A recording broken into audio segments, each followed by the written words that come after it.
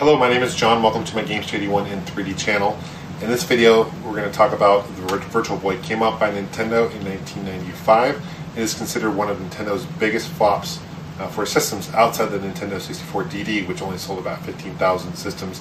That was more of an add-on. This was a standalone system itself, and the Virtual Boy didn't sell very well at all. In fact, it sold about a little less than 800,000 units, roughly around 770,000 units altogether in a little over a year. So in Nintendo standards, it didn't sell very well. It came out right before the Nintendo 64. Horrible timing, but it is one of the first 3D standalone systems Nintendo made. Nintendo had a 3D device for the Famicom, for the original Nintendo Famicom in the 80s, but that was 3D glasses, very similar to the Sega Master System that had 3D glasses as well. But that was a more peripheral for the Famicom, not a standalone 3D system like the Virtual Boy is here.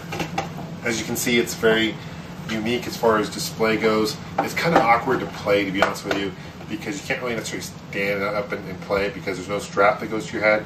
You have to look through it. There's this thing comes off so you can actually clean it, okay? Pops off, and it's to kind of keep the light from, so you have to watch it. The best way I find to play is either on a table like this, or if you're laying in your bed, play upside down.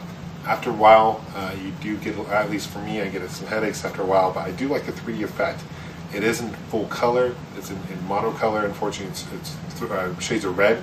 And the reason Nintendo did that is because they did have a prototype that was in full color. It was very expensive. It just wasn't very cost effective.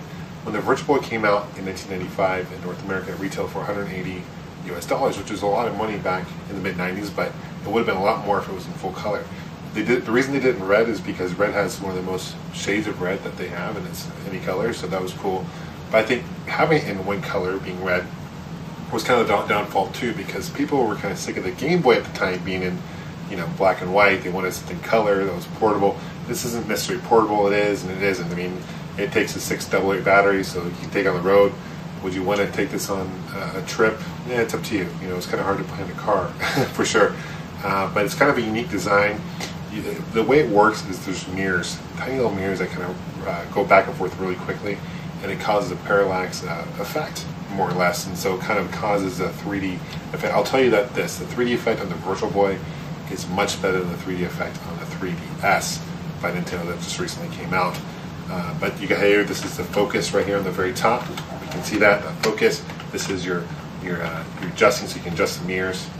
Okay, this bottom part actually comes off, so you can, for portable storage purposes, so you can take the stand off.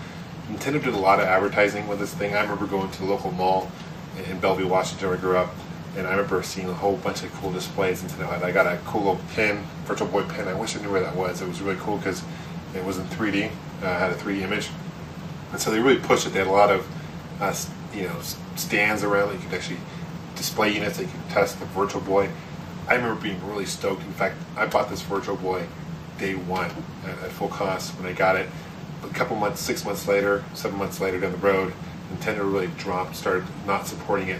All said and done, only about 14 games were released in North America, 19 games were released in Japan, and only 22 were released total. The cool thing about the Virtual Boy is that it's region free, though, so that's kind of cool. So you can actually play Japanese games on North American systems and vice versa. That's really unique. Let's take a closer look at the controller itself. It's very unique, the controller design. You have two directional pads here. You have games like Red Alert and all that you can keep, like it's a flying game where you can use that. Not a big fan of that. I'm not a big fan of the controller, to be honest with you. You got the BA button, standard Nintendo controller. You got the start, select. This is your power switch right here, and this is where your 6 AA batteries would actually go into. Okay, and battery life on this was decent. It wasn't the greatest, and I'm not quite sure how many hours it would last. On the very bottom of the Virtual Boy is where it actually hooks up to your controller hooks up to. They actually had a volume right here, stereo, 16-bit stereo, which is really neat sound. It's a 32-bit processor, so technically it's a 32-bit machine.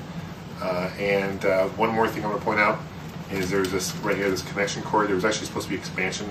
You can actually play multiplayer on the system. I don't think any extra games were compatible for 2-player. There's no cable officially released, and they were supposed to come out with some kind of expansion model for it as well. Didn't really work according to Nintendo's plans, unfortunately. And the problem, one of the reasons why this failed also was timing. This was in '95. the N64 was getting ready to launch in '96, and Nintendo wanted to kind of rush this to the market. Now the guy who designed this, his name is Gunpei Yokoi. He was a guy behind, he worked for Nintendo for a while, he was the brainmaster behind the whole famous Game & Watch line for Nintendo, a very successful line. He was the brains behind the Metroid series, so he was really higher up in Nintendo, and they put him to make this. In fact, later in interviews, he mentioned he didn't really expect this to hit the market when it did, and it kind of was released way earlier than it should have been. And because it was such a flop, they actually let him go. He went on to work for Bandai, created the Wonder Swan, and then he eventually died. Unfortunately, I think it was a crash accident, a freak accident or something like that. But these are some of the games that I own for it, and I'll show you some gameplay in a second here. We got Tetris, the Beat Tetris. There's actually 3D Tetris as well, which is a different version. There's 2 versions of Tetris for the Virtual Boy. You got Tennis, which was a packing game for the Virtual Boy. You got Mario Clash, which is a really fun kind of remake of the original Mario Brothers for the arcade, but it's a reboot and it's got a whole bunch of different levels. Very cool. Tellero Boxer, not a big fan of that game. Virtual League Baseball. This is by a company called Kemco, one of the few third-party publishers to make Virtual Boy games. That's another thing. Nintendo didn't have very good support for third-party. Here's another third-party. This is Ocean. This is a water world. It's kind of funny. It's Ocean and Water World. It's kind of funny, but anyway. But this is a pretty rare game. You got Red Alarm, which is kind of like a Star Fox kind of flying game, but there's lines and it's really confusing to play. And here's another version of Tetris. And in here I have Wario Land. That's another thing I want to point out is at the very back, that's where the game cards actually plug into, and it has to be labeled up, and they just slide in here like so. There's no built-in games in the unit, unfortunately, but they pop in right here like so. So without any further ado, let's take a closer look at some gameplay.